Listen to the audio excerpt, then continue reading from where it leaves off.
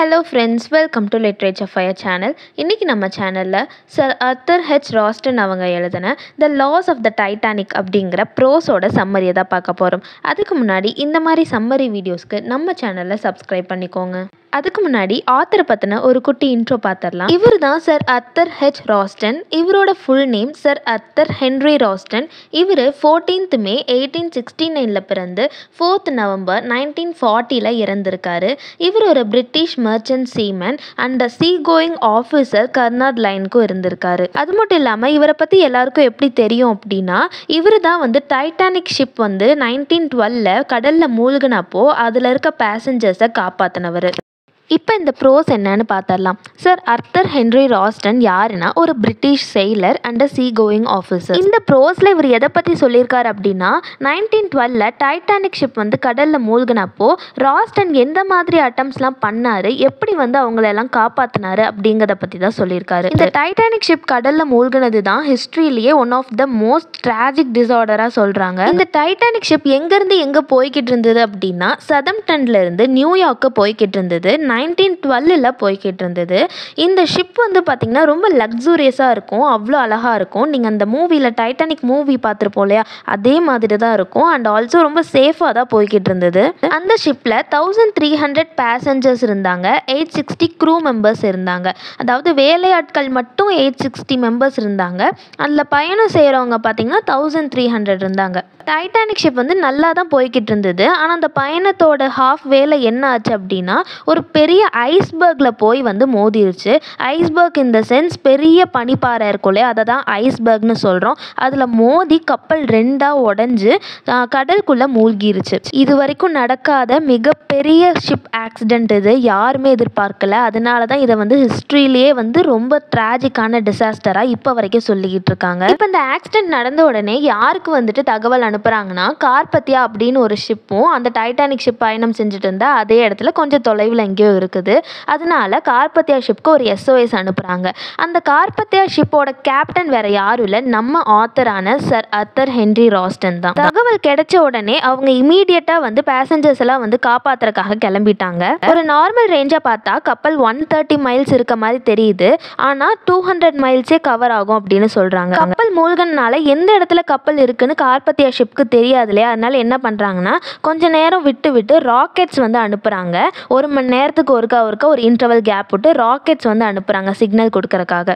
உங்களுக்கு இந்த ப்ரோஸோட S A material வேணும் அப்படின்னா கண்டிப்பாக நீங்கள் பை பண்ணிக்கலாம். அதுக்கு நீங்கள் இந்த ஸ்க்ரீனில் தெரிகிற மெயில் ஐடிக்கு மெயில் பண்ணுங்கள். ப்ரைஸ் டீட்டெயில்ஸ் எல்லாமே நாங்கள் மெயிலேயே உங்களுக்கு இன்ஃபார்ம் பண்ணிடுவோம். நீங்கள் பே பண்ணிவிட்டு நீங்கள் வாங்கிக்கலாம். கார்பத்தியா தொடர்ந்து இந்த மாதிரி ராக்கெட்ஸ் அனுப்பிட்டே இருக்காங்க. ஆனால் அப்போயும் அவங்களால டைட்டானிக்கை கண்டுபிடிக்கவே முடியல. இப்போ கொஞ்சம் பக்கத்தில் வந்துட்டாங்க. இப்போ என்ன ஃபயர் பண்ணுறாங்கன்னா, ரோமன் கேண்டில்ஸை ஃபயர் பண்ணுறாங்க. எதுக்கு அப்படின்னா, இந்த கார்பத்தியா நம்மளை காப்பாற்ற வந்துக்கிட்டு இருக்கு அப்படின்னு சொல்லி அதில் பேசஞ்சர்ஸ் யாராவது உயிரோடு இருப்பாங்களே அவங்களுக்கு தெரியணும் அப்படிங்கிறக்காக பண்ணுறாங்க. இப்போ மணி என்ன ஆகுதுன்னா 3:35 AM, அதாவது காலையில் விடிய காலையில் 3:35 AM ஆகுது. அப்போ வரைக்குமே அந்த மூழ்கின இந்த டைட்டானிக் ஷிப்போட எந்த அறிகுறியுமே அங்கே தென்படலை. நைட்டும் பார்த்தீங்கன்னா எப்படி இருக்குன்னா பயங்கர டார்க்காக இருக்குது. ஸ்கை அவ்வளோ கிளியராக இருக்குது. மூன்லெஸ் நைட்டாக இருக்குது. அதாவது அந்த அன்னைக்கு மூனே இல்லை, அதாவது அமாவாசைன்னு சொல்லுவோம்ல, அந்த மாதிரி ஒரு இரவாக இருக்குது. இப்போது த கேப்டன் ஆஃப் கார்பத்தியா யார், நம்ம ஆர்தர் ராஸ்டன். அவர் என்ன பண்ணுறாருன்னா, இன்ஜினை ஸ்டாண்ட் பையில் போடுறாரு. ஸ்டாண்ட் பையில் போட்டுட்டு எல்லா இன்ஜினியர்ஸ்க்கும் ஒரு அலாட் கொடுக்குறாரு. ஏதாவதுனா டக்குன்னு நம்ம ஆக்ஷன் எடுக்கணும் அப்படிங்கிற மாதிரி ஒரு அலாட் கொடுக்குறாரு. அங்கேருந்து அவங்க பார்க்கும்போது நியர்லி எவ்வளோ இருக்குன்னா 25 ஐஸ்பர்க்ஸ் இருக்குது. அதாவது 25 பனிப்பாறைகள் இருக்குது. எவ்வளோ ஃபீட்டில் இருக்குன்னா 200 feet ஹைட்டில் இருக்குது. அவ்வளோ பெரிய பனிப்பாறைகளாக இருக்குது. அண்ட் டசன்ஸ் ஆஃப் ஐஸ்பர்க்ஸ், இன்னும் 12 ஐஸ்பர்க்ஸை பார்க்குறாங்க. அது எப்படி இருக்குன்னா 50 feet to 150 feet ஹைட்டில் இருக்க மாதிரி இருக்குது. இப்போ அவங்க இவ்வளோ பெரிய பனிப்பாறைகள்லாம் பார்த்தாங்களே, அந்த இடத்துல அவங்களுக்கு ஏதோ ஒரு சைன் தெரியுது, அங்கே தான் இருக்குமோ அப்படின்னு சொல்லி பக்கத்தில் போகிறாங்க. அதே மாதிரி அங்கே தான் மக்கள் தத்தளிச்சிட்டு இருக்காங்க. அவங்க எத்தனை பேரை காப்பாத்துறாங்கன்னா 706, அதாவது 706 பர்சன்ஸை மட்டும்தான் அவங்களால காப்பாற்ற முடியுது. அவங்கள காப்பாற்றி அவங்கள கூட்டிகிட்டு வந்துடுறாங்க. இந்த ரெஸ்கியூ பண்ண பர்சன்ஸ்லாம் இருக்காங்க இல்லையா, பேசஞ்சர்ஸ் உயிர் தப்பினவங்க, அவங்களாம் அவ்வளோ கோல்டில் அஃபெக்ட் ஆகிருக்காங்க. ஏன்னா அவ்வளோ குளிராக இருக்கும் இல்லையா, தண்ணியில் எவ்வளோ நேரம் இருந்துட்டு இருந்திருப்பாங்கன்னே தெரியாது இல்லையா, அவ்வளோ குளிராக இருக்குது அப்படின்னு சொல்கிறாங்க. அதால் அஃபெக்ட் ஆகிருக்காங்க. ஏதோ ஒரு சிக்னல், ஏதோ ஒரு சைன் பார்த்து தான் இவங்க காப்பாற்ற வந்திருக்காங்க. ஆனால் எந்த ஒரு துரும்பு கூட டைட்டானிக் கப்பல் அப்படிங்கிற கூட சொல்கிற அளவுக்கு கூட ஒரு துரும்பு கூட கடல் மேலே தென்படலை அப்படின்னு சொல்கிறாங்க. எல்லாமே அந்த கப்பல் ஃபுல்லாகவே கடலுக்குள்ளே மூழ்கிருச்சு அப்படின்னு சொல்கிறாங்க. அப்போ பார்க்க போனால் பாருங்கள் எவ்வளோ பெரிய ஆக்சிடெண்ட் அதுன்னு. இது இந்த ஷிப்பிங்கோட ஹிஸ்ட்ரியிலேயே மிகப்பெரிய டிசாஸ்டராக சொல்கிறாங்க. இப்போ வரைக்குமே டைட்டானிக் கப்பல் மூழ்கினதை அவ்வளோ பெரிய டிசாஸ்டராக சொல்கிறாங்கன்னா நீங்கள் பார்த்துக்கோங்க அது எந்த அளவுக்கு ஒரு கொடூரமான ஆக்சிடெண்ட் அப்படின்னு.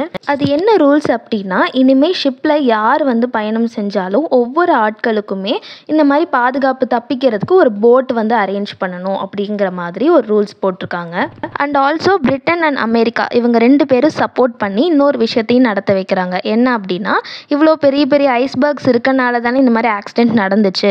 ஸோ அந்த மாதிரி இருக்கிற பெரிய பெரிய ஐஸ்பர்க்ஸ் எல்லாம் அகற்றணும் அப்படின்னு சொல்லி அகற்றிட்டு வந்தாங்க. அதனால தான் அதுக்கப்புறமா அந்த அளவுக்கு பெரிய ஆக்சிடெண்ட் எதுவுமே நடக்காமல் இருந்திருக்கு. ஸோ இதை தான் ராஸ்டன் இந்த ப்ரோஸில் சொல்லியிருக்காரு. அவருக்கு என்ன வருத்தம் அப்படின்னா, இதெல்லாம் முன்னாடியே நடந்திருந்தா, இந்த ரெகுலேஷன்ஸ்லாம் முன்னாடியே கொண்டு வந்திருந்தா இவ்வளோ பெரிய டிசாஸ்டரை நம்ம தடுத்திருக்கலாம் அப்படிங்கிற மாதிரி தான். ஸோ இருந்தாலும் இதுக்கப்புறம் நடக்காது இல்லையா. அண்ட் ஆல்சோ இவர் இத்தனை பேரை காப்பாற்றினாரு அப்படிங்கிறதையும், எப்படி அந்த அட்டம்ப்ட்ஸ் நடந்துச்சு, அந்த சிக்னல் கொடுத்தது, ராக்கெட் விட்டது, இது எல்லாமே தான் இந்த ப்ரோஸில் அவர் ரொம்ப பியூட்டிஃபுல்லாக சொல்லியிருக்காரு.